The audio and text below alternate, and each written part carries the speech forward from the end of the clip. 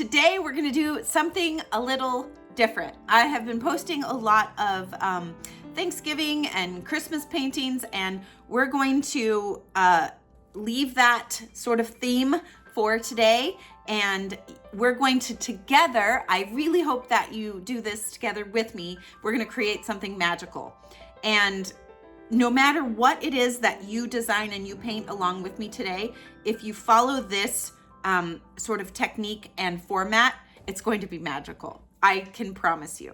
So the first thing that you need to do is on your watercolor paper, you need to mark off. Now this is not what we're painting today, but this was done in with the same concept, okay? So you're gonna mark off a 6-inch square, okay? Then once you have your perfectly 6-inch square, I want you to mark every 2 inches. So from the corner, 2 inches, 2 inches, right? 2 inches, 2 inches. So all the way around, you're gonna have a mark on your border, 2 inches, 2 inches, 2 inches. Then you'll see that I sketch out something, but I want you to design something that intersects each point. So you can see on this painting that my vine or branch or whatever you see it as intersects at this point. It intersects here, it goes here. So it is running into each of these points.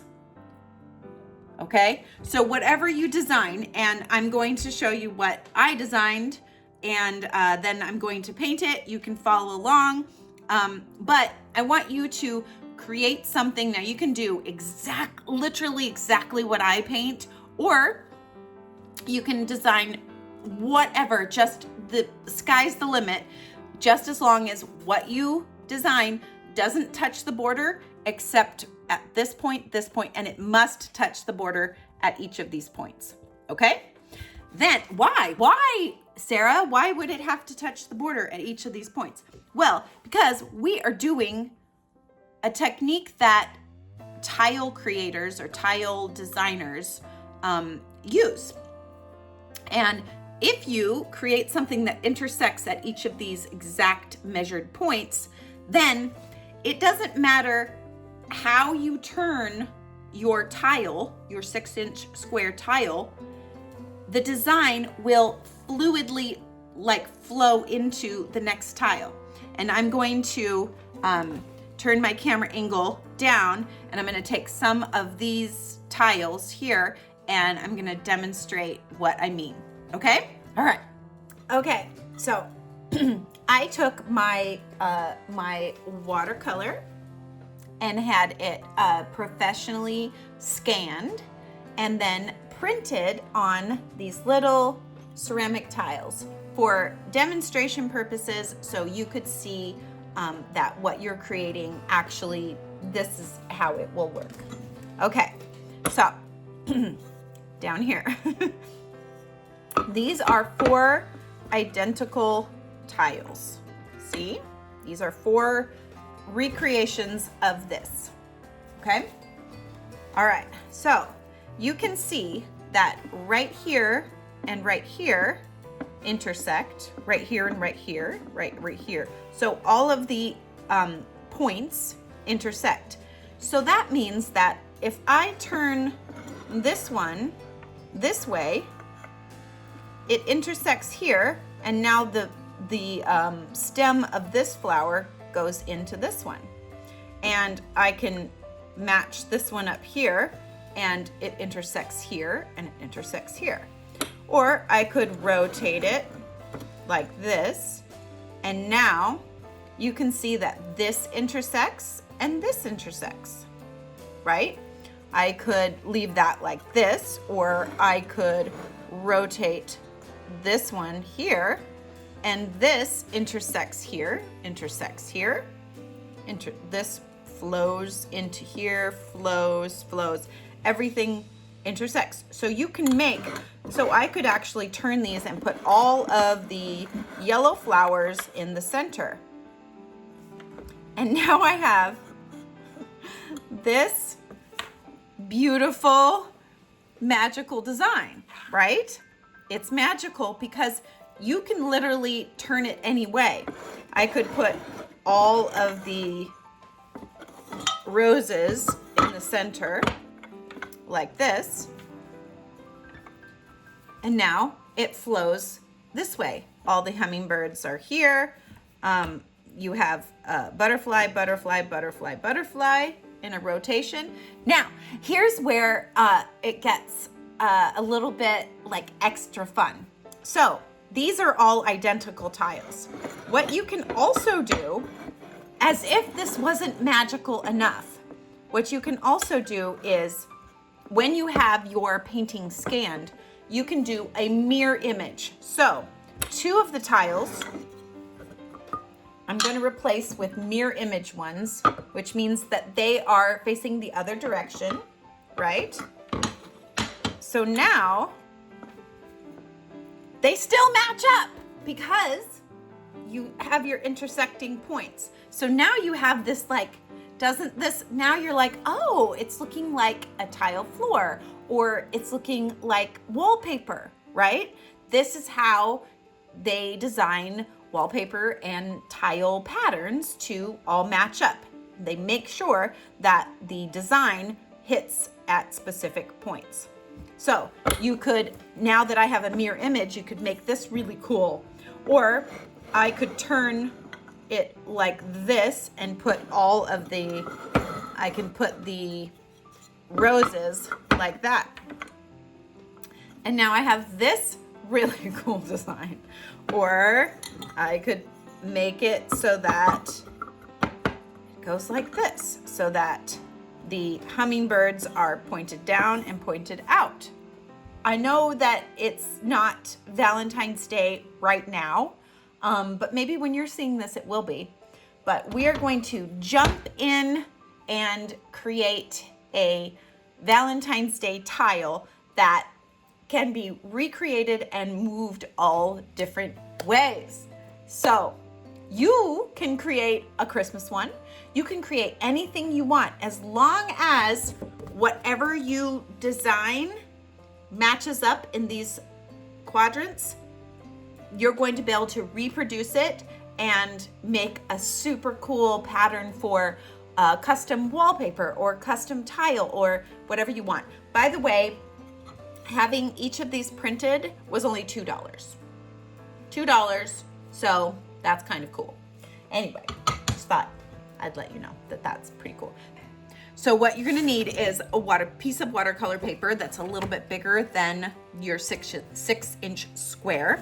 You need some watercolor brushes. I'm going to use from my Grabby watercolor set, which I will put my affiliate link in the description if you want to get a set.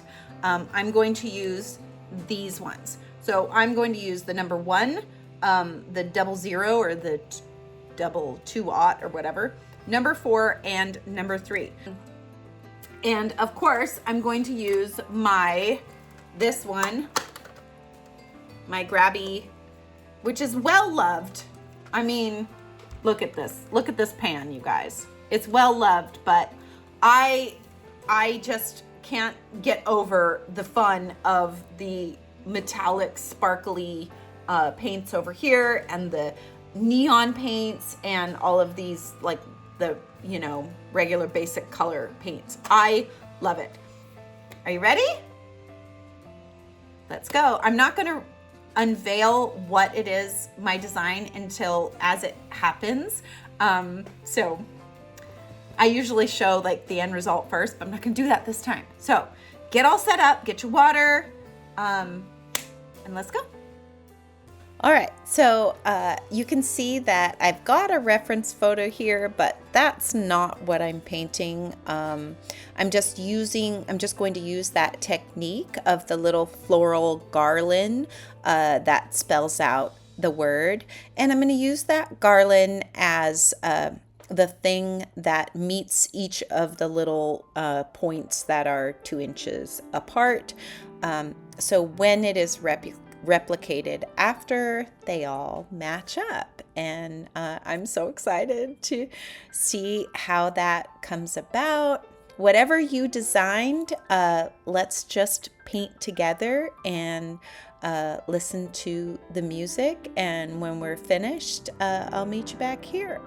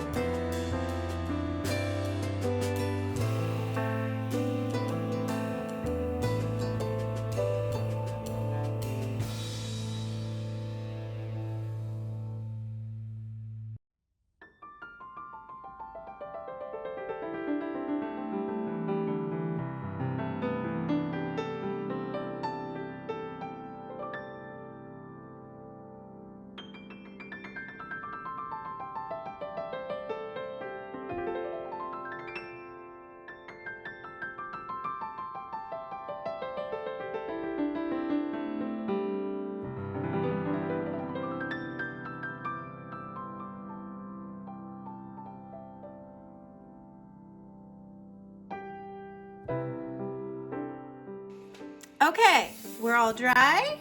I'm show you up close. There is the design, and you can see how it matches up at all of the points, like this, right? Okay, so, oh, I love how this heart is the metallic. Oh, I love metallics. Okay, so this is my square. I am not going to scan it and all of that right now. I'm just going to take a picture of it and then print it a couple times so that I can do a little bit of a demonstration. So